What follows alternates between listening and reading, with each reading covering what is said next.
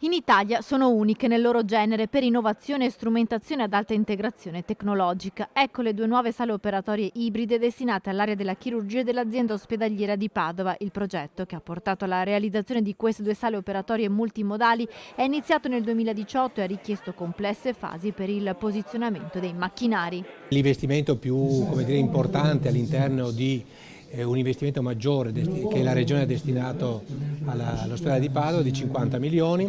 Questo investimento è di circa quasi 10 milioni di euro e quindi un investimento molto importante. L'azienda ospedaliera di Padova è tra le prime in Italia a dotarsi e tra le poche in Europa. All'interno ci sono 2 angiografi, una TAC e 2 tavoli operatori. Cambia sicuramente la modalità di lavoro, soprattutto per quanto riguarda la chirurgia vascolare e la cardiochirurgia, approcci endovascolari così come viene richiesto al giorno d'oggi il più possibile, ma anche la possibilità di passare alla chirurgia open con l'integrazione tra angiografi e TAC senza spostare il paziente.